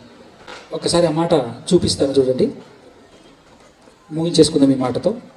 తెస్సలోనికీయులకు రాసినటువంటి పత్రిక 2వ దశ 3వ అధ్యాయము 6వ వచనం చూడండి, ఏమంటున్నాడు? సహోదరులారా మా వలన అంటే మా అంటున్నది ఎవరు? అపోస్తలులే కదా. మా వలన పొందిన బోధన ప్రకారము కాక అక్రమముగా నడుచుకొని ప్రతి సహోదరుని యొద్ద నుండి తొలగిపోవలనని మన ప్రభువైన యేసుక్రీస్తు పేరట మీకు ఆజ్ఞాపించుచున్నాను అని ఆజ్ఞాపించింది ఎవరు? అపోస్తలులు. ఒక మాట, వాక్యం కోసం, వాక్యం నిమిత్తం, మన ఆత్మరక్షణ కోసం యేసుక్రీస్తు ప్రభులు వారు ఏం చెప్పాడో తెలుసా? నీ ఆత్మరక్షణకు నీ తల్లిదండ్రులు అడ్డుపడితే వాళ్ళని విడిచిపెట్టు అన్నాడా? నీ అన్నదమ్ములు అడ్డుపడితే అన్నాడా? అర్థమవుతుందా? నీ పిల్లలు అడ్డుపడితే ఏం చేయమన్నాడు అంటే దానికోసం ఎవరినైనా వదిలేయచ్చు, విడిచిపెట్టచ్చు. మీరేమనుకోవద్దు, ఒక మాట చెప్పనా? మరి పాస్టర్ని ఏమండి, మరి పాస్టర్ని నేను పాస్టర్ని నిర్మోహమాటగా చెప్తాను. నేను చెబుతున్నటువంటి మాటలు అలా గున్నవో లేవో చెక్ చేసుకోండి, చెక్ చేసుకొని ఉండండి. ఎందుకనంటే నాకు మీరు బానిస కావద్దు, నాకు ఫ్యాన్స్ కావద్దు, నా కోసం ఇక్కడ ఉండొద్దు. నీ స్వేచ్ఛను నేను హరించకూడదు. సమస్తమును పరీక్షించి మేలైనది చేపట్టుడి అని దేవుడు చెప్పిన తర్వాత నాదే రైట్, ఇక్కడే కూర్చో అని చెప్పటం కూడా కరెక్ట్ కాదు. నువ్వు కూడా పరీక్షించు. పౌలు శీలలు అనొచ్చండి, ఎందుకంటే ఆత్మపూర్ణులు, మేము చెప్పిందే రైట్ అని చెప్పొచ్చు. అయినా కూడా నువ్వు పౌలు అయితే కావచ్చా, మాకు వాక్యం ముఖ్యం అని చెప్పేసి ఏం చేశారు? బెరే సంఘస్థులు చెక్ చేశారా లేదా? మరి వాళ్ళు చెప్తుంటేనే చెక్ చేస్తున్నప్పుడు మేమే పాటి వారం ఒక్కసారి ఆలోచన చేయండి, మేమే పాటి వారం. అందుకోసమే మీ ఆత్మకు మీరే బాధ్యులు, మీ ఆత్మలకు మీరే బాధ్యులు. మిమ్మల్ని మీరే రక్షించుకోవాలి అని చెప్పేసి కేవలం బోధకుడి దగ్గర పెట్టలే బైబిల్. ప్రతి ఒక్కరి చేతులు ఎందుకు పెట్టాడు తెలుసా? రేపటి దినాన అవకాశం కూడా ఉండదు. అయ్యా నాకేం తెలియదు, నా దగ్గర బైబిలే లేదు, మా అయ్యగారు ఏం చెప్తేనే విని బతికా నేను పద్ధతిగా జాగ్రత్తగా అని అంటే అలా చెప్పే అవకాశం ఉందా? నీ చేతిలో బైబిల్ ఉందిగా, చెక్ చేసుకోవచ్చు కదా అంటాడా లేదా? అవునా కదా? నేను అనేది ఏంటంటే వాక్యం కోసం ఎవరినైనా, నీ ఆత్మరక్షణ కోసం ఎవరినైనా విడిచిపెట్టిరా. అపోస్తలుల బోధను దేవుడు ముద్ర వేసి, అపోస్తలుల బోధ అనగా ఆత్మ, పరిశుద్ధాత్మ సహాయంతో, పరిశుద్ధాత్ముని బోధ అని చెప్పొచ్చు, పరిశుద్ధాత్ముని బోధ అని చెప్పొచ్చు. పరిశుద్ధాత్ముని బోధకు విరోధముగా ఏ సేవకుడు మాట్లాడినా, ఎవరు మాట్లాడినా, తల్లి మాట్లాడినా, తండ్రి మాట్లాడినా నిర్దాక్షిణ్యంగా విడిచిపెట్టమన్నాడు. ఎందుకనంటే ఇది 4 రోజులు బ్రతికే, కానీ అసలు శిష్యులైన యుగ యుగాలు తరతరాలు ఉండే లోకం మిస్ అవుతుంది నాయన, జాగ్రత్త అంటున్నాడు. అది మిస్ అవ్వకుండా ఉండాలి అంటే మనం నిర్మోహమాటంగా ఉండాలి. కానీ మనం ఎక్కడ బానిస అవుతామనంటే సెంటిమెంట్. నీ కోసం కన్నీళ్ళు గార్చిన, నేను కన్నీళ్ళు గార్చి ప్రార్థన చేసిన అని సేవకుడు అన్నాడు అనుకో, రక్తం గార్చిన కూడా పక్కన పెట్టేస్తాం. కన్నీళ్ళు గారిస్తే ఎవరిని పక్కన పెట్టేస్తాం? రక్తం గార్చిన కూడా పక్కన పెట్టేస్తాం. తప్పు కాదు? ఎవరినైనా సరే క్రీస్తు కోసం, వాక్యం కోసం, విశ్వాసం కోసం. ఎందుకనంటే నీకు నువ్వే, నీ ఆత్మకు నువ్వే బాధుడు, నువ్వే లెక్క చెప్పాలి, ఇంకెవరు కాదు. కాబట్టి అందుకోసం మనందరి చేతిలో బైబిల్ ఉంది, చెక్ చేసుకోండి. ఈరోజు నాకు తెలిసి ఒక విషయం అర్థమైపోయి ఉంటుంది. అపోస్తలులు ప్రకటించిన విశ్వాస వాక్యం మన హృదయంలో లేదు. ఎందుకు అదే ఉంచాలి అని అంటే అదే నీ ఆత్మను రక్షించేది, ఆ విశ్వాస వాక్యం. అలా నీ హృదయంలో విశ్వసించిన ఎడల నీవు రక్షింపబడతావు అని అన్నప్పుడు, మరి అలా విశ్వసించకపోతే రక్షణ ఎక్కడిది? అవునా కదా? ఆజ్ఞాతిక్రమం అంటే ఇలా నమ్ము అని చెప్పినప్పుడు లేదు అలా నమ్ముతా అంటే దాన్నే పాపం అంటారు, ఆజ్ఞాతిక్రమం అంటారు, పాపం అంటారు. మనం ఎంత తెలియగలం అని అంటేనండి, మరి అది కూడా బైబిల్లో ఉంది కదా, ఇది కూడా బైబిల్లో ఉంది కదా, అది కూడా బైబిల్లో ఉంది కదా, అది కూడా ఉంది కదా అని చెప్పి చూపిస్తూ ఉంటాం. మనం నమ్ముకున్నవన్నీ బైబిల్లో ఉంటాయి. అవునా కదా? నేను ఆ వచనాన్ని నమ్మినా, ఈ వచనాన్ని నమ్మినా. ఇక్కడ అర్థం చేసుకోవాల్సిన విషయం ఏంటో తెలుసా? బైబిల్ మొత్తం ఇదిగో ఒక పిల్లర్ మీద నిలబడితే ఆ పిల్లరే విశ్వాసం, ఆ విశ్వాసం ఇక్కడ చెప్పాడు. యేసుక్రీస్తు ప్రభుల వారు చనిపోయి 3వ దినాన తిరిగి లేవటమే ఆధారం, ప్రపంచానికి రుజువు. అదే విశ్వాసం, అదే సువార్త కూడా, అదే ప్రకటించాలి సువార్తలో కూడా. అవునా కదా? కాబట్టి ఈ విశ్వాసం మీద ఆధారపడి 66 పుస్తకాలు ఉన్నప్పటికీ, అనేక అధ్యాయాలు, అనేక వచనాలు ఉన్నప్పటికీ విశ్వాసం ఒక్కటే అని ఎందుకు రాశాడు? ఆయనకి తెలియక రాశాడా? రాయించిన ఆయనకి తెలియదు? ఒకటే విశ్వాసం. ఆ ఒక్క విశ్వాసం, అపోస్తలులు ప్రకటించిన విశ్వాసం నీ గుండెలో ఉండాలి, నీ హృదయంలో ఉండాలి. అలా విశ్వసిస్తేనే నీకు రక్షణ.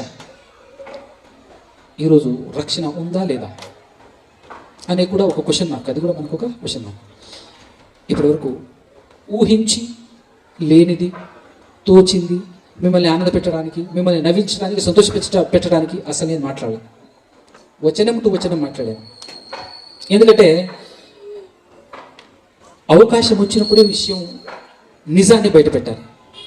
ఎందుకంటే మళ్ళీ అవకాశం వస్తుందో రాదో తెలియదు, మనం బ్రతుకుతామో లేదో తెలియదు, ఎవరు ఎప్పుడు పోతారో తెలియదు. కాబట్టి ఉన్నప్పుడే చెప్పేయాలి అనేటటువంటి ఆలోచనతో నిజమైన ఏకైక విశ్వాసం బైబిలే బేస్ అయి ఉన్నటువంటి విశ్వాసం. ధర్మశాస్త్రం మొత్తం అనుసరించినటువంటి వాళ్ళందరూ దేని కొరకు ఎదురు చూశారట? ఈ విశ్వాసం కోసం ఎదురు చూశారట. ఒక్కసారి ఆలోచించండి. వెల్లడి అవబోయేటటువంటి ఒక విశ్వాసం ఉంది, దాని కొరకు అని చెప్పేసి వాళ్ళందరూ ఎదురు చూసి ఆ విశ్వాసం వచ్చిన తర్వాత అక్కడికి నడిపింపబడితే మనం ఏది పడితే అది నమ్మొచ్చు అని అంటే, ఏది పడితే అది విశ్వాసం అని అంటే, ఎలా నమ్మినా అది విశ్వాసం అని అంటే, ఒక నిర్దిష్టమైన ప్రత్యేకమైన ఆధారంతో కూడినటువంటి విశ్వాసం అంటే అది. మేము ప్రకటించే విశ్వాసం మీ దగ్గర ఉండాలి అని చెప్పేసి అపోస్తలులు చెప్పినప్పుడు ఈరోజు మన దగ్గర లేకపోతే మన పరిస్థితి ఏందో ఒక్కసారి మిమ్మల్ని మేము పరీక్షించుకొని మరి ఆలోచించుకోవాలి అని కోరుకుంటూ, ఇంకా ఉంది యాక్చువల్గా కుదిరితేనండి. ఎన్ని కిలోమీటర్ ఉంటుంది ఇక్కడి నుంచి ఆలకూరపాడ 20 కిలోమీటర్స్. ఇదే టైటిల్ మీద ఈరోజు మాట్లాడింది పార్ట్ 1. పార్ట్ 2 అక్కడ మాట్లాడతాను. 14వ తారీఖు 14th ఇదే టైటిల్. ఆసక్తి ఉంటే ఖచ్చితంగా నేను తెలుసుకోవాలి, నేను ఖచ్చితంగా నిత్యజీవం నాకు రావాలి అనే ఆలోచన ఆశ కలిగి ఉంటే దూరం అనుకోకుండా, ఎందుకంటే నేను 180 కిలోమీటర్ల దూరం నుంచి వస్తున్నాను. మీరు ఒక 20 కిలోమీటర్ రాలేరా? 14వ తారీఖు వచ్చేటటువంటి ప్రయత్నం చేయండి. ఇప్పటికి సమయం కూడా చాలా ఎక్కువైంది. ఇంకో అద్భుతమైనటువంటి ఇక్కడి నుంచి స్టార్ట్ అవుతుంది. అక్కడ విశ్వాసం అన్న దగ్గర నుంచి స్టార్ట్ అవుతుంది. ఆ విశ్వాసంలో నిత్య జీవం ఉందా అనేది కంక్లూజన్ అక్కడ నేను ఇస్తాను. కాబట్టి అక్కడికి రావటానికి ప్రయత్నం చేయండి ఆసక్తి ఉన్నటువంటి వారు. డబ్బుల కోసం ఎక్కడెక్కడో పరిగెడతాం, అవి చచ్చిపోయేంత వరకు పనికి వస్తాయి. ఇది చనిపోయిన తర్వాత పనికి వస్తుంది. ఇవి యుగాలు. కాబట్టి దయచేసి రావాలని కోరుకుంటూ నా మాటలు ముగిస్తున్నాను. కళ్ళు మూసుకొని తలొచ్చినట్టు చిన్న ప్రార్థనతో పెంచుకున్నాం. పరమ తండ్రి, పరిశుద్ధుడా, పరమందు వాసేనుడా, మనలంతగానూ